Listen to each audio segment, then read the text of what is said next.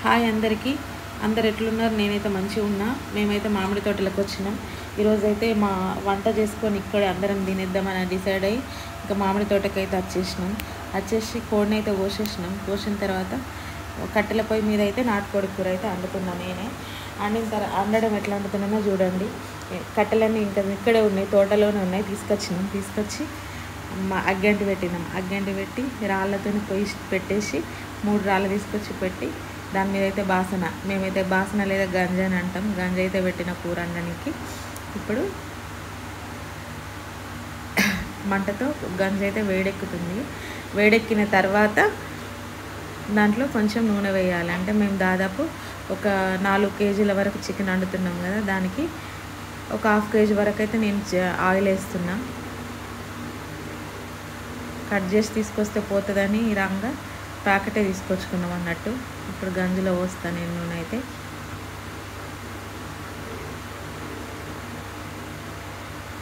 Cut చేసి గంజిలో అయితే నేనైతే నూనె పోస్తున్నా. నూనె పోసిన తర్వాత నూనె వేడెక్కిన తర్వాత ఇంకా ఇప్పుడు అందులో వేయాల్సినవన్నీ మా వదిన కట్ చేస్తుంది.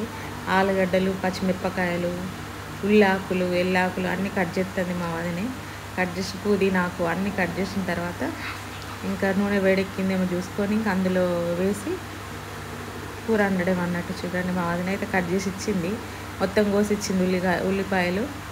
ఉల్లిగడ్డలు మా సైడ్ అయితే తెల్లుల్లిగడ్డలు ఉంటాయి, పచ్చిమిరపకాయలు, ఉల్లాకు, ఎల్లాకు, తర్వాత పుదీనాకు అంత ఇచ్చింది. నేనైతే నూనెలో వేసేసి పసుపు,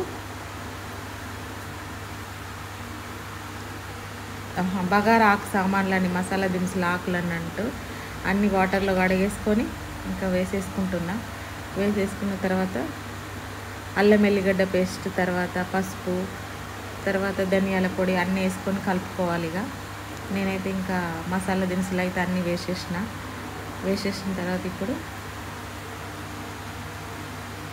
ఇక్కడ మస్తు మంచిగా ఉంది. ఎందుకంటే మామిడి తోట కదా, మొత్తం పూతకొచ్చింది, పచ్చదనంతో ఉంది. నేనైతే ధనియాల పౌడర్ కూడా కొంచెం తాలింపులో వేస్తున్నాను. ఎందుకంటే అది ఆయిల్లో వేగితే ఫ్లేవరే వేరు ఉంటుంది, మస్తు ఉంటుంది. అందుకని నేను అందరు ఉడికినాక వేసుకుంటాను, నేను కొంచెం తాలింపులో కూడా వేస్తాను. అట్లనే ఇప్పుడు అల్లం ఎల్లిగడ్డ పేస్ట్ కూడా వేస్తున్నా. అల్లం ఎల్లిగడ్డ మా అమ్మ అయితే దంచి ఇచ్చింది. అల్లం ఎల్లిగడ్డ 2 కలిపి నేను ఇంకా అందులో వేస్తాను.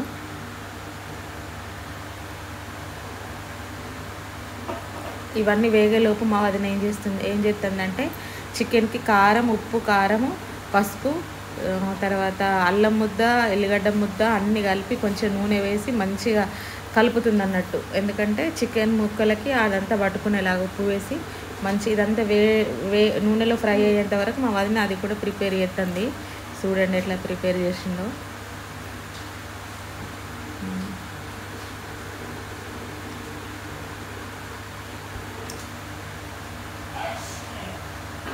నేనే వండుదామని చెప్పేసి ఇంక ఈరోజు నేనే వండుతున్నా. మా వదిన అయితే మొత్తానికైతే మొత్తం ప్రిపేర్ చేసి ఇస్తుంది, నాకు అన్నీ కలిపేసి ఇచ్చేసింది. ఇప్పుడు కొంచెం ఇంకా వేగింది, నూనెలో మొత్తం వేగినాక పసుపు కూడా నేను యాడ్ చేస్తాను. పసుపు వేసిన తర్వాత మా వదిన చూసిందా చికెన్లో అన్నీ వేసి కలుపుతుంది. కలిపిన తర్వాత నేను ఫ్రై అయిన నూనెలో వేసి చికెన్ ఫ్రై అయితే చేస్తాను. ఇప్పుడు నిజంగా చెప్తున్న, కట్టెలు మనం ఎంత స్టవ్ మీద ఎన్ని మసాలాలు పెట్టి వండుకున్నా కూడా ఇంత టేస్ట్గా ఎప్పుడు రాదు. కట్టెల పొయ్యి మీద వండినట్టు టేస్ట్ అస్సలు రాదు. ఒకసారి మీరు కట్టెల పొయ్యి మీద వండి చూడండి, ఎంత మంచిగా ఉంటుందో. రుచికరమైన చికెన్ తయారవుతుంది, తినబుద్ధి అవుతుంది. ఈవెన్ ఫ్రై కాకపోయినా సూప్ అయినా సరే చాలా రుచిగా ఉంటుంది. మీరు ఒకసారి వండుకొని తినండి. మేమైతే మా ఊరికి వచ్చినప్పుడు అయితే కట్టెల పొయ్యి మీద ఇట్లా మేమైతే వండుకొని అయితే తింటాం. ఇంకా ఎందుకంటే అందరం ఉంటాం కదా, ఇటు అక్క వాళ్ళు, వదిన వాళ్ళు, ఇటు మేము 3 కుటుంబాలు ఒకే దగ్గర జమ అయ్యి ఇంకా మేము వంట చేసుకుని అయితే తింటాం అన్నట్టు. ఇట్లా ఇంకా నూనె ఫ్రై అయిపోయింది. మా వదిన మొత్తం ప్రిపేర్ చేసి ఇచ్చిన తర్వాత నేనైతే నూనెలో వేసి అయితే కలుపుతున్నా. ఫ్లేవర్ అయితే మంచి స్మెల్ అయితే వస్తుంది కలుపుతుంటే. ఎందుకంటే మసాలాతో ఫ్రై అయిన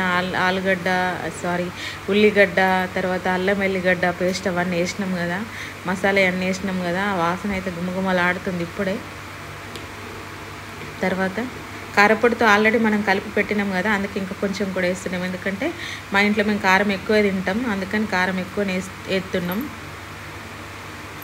కారం వేసిన తర్వాత ఉల్లిగడ్డ పేస్ట్ నూనెలో అంటకపోతుంది అని చెప్పేసి మేము ముందే ఉల్లిగడ్డ దంచిన పేస్ట్ని అయితే వేయలేదు, అందుకని తర్వాత ఎత్తన్నాం.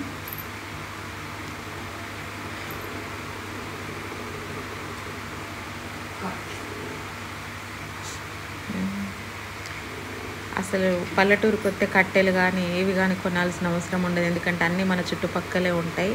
రెడీ చేసుకొని పెట్టడమే. చూస్తున్నారా, ఇదంతా మేము ఇదే మామిడి తోటలో మేము కొత్తిమీర ఆకు వేసినాం, కొత్తిమీరలు ధనియాల తోట వేసినాం.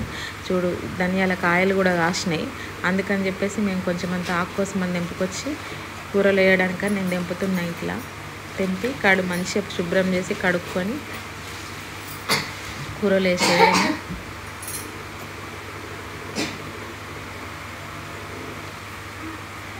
మీరు ఎప్పుడైనా ఇట్లాంటి మామిడి తోటలకు వెళ్ళినప్పుడు ఇట్లనే కూర వండుకొని తినండి, చాలా రుచిగా ఉంటుంది. ఆ చికెన్ దాదాపు మంచిగా ఫ్రై అయిపోయింది నూనెలోనే, ఒక చుక్క వాటర్ కూడా నీళ్ళు కూడా వేయలేదు, ఇంకా మంచిగా ఫ్రై అయితే అయింది. నూనెలో ఉడికి వాటర్ కూడా నీళ్ళు కూడా పైకి తేలినాయి, ఇక మంచిగా ఉడుకుతుంది. గుమ్మగుమ్మలాడే చికెన్ మా పిల్లలందరూ ఎప్పుడెప్పుడు పెడతామని చూస్తారు. నా కోడలు వచ్చింది, ఇప్పటిదాకా నేనే అండి నేను వీడియో తీసుకుంటాను. అది చెంచా పట్టుకొని ఇక స్టైల్గా తయారయ్యి మంచిగా వచ్చి గంట పట్టుకొని కలుపుతుంది. ఇక కొన్ని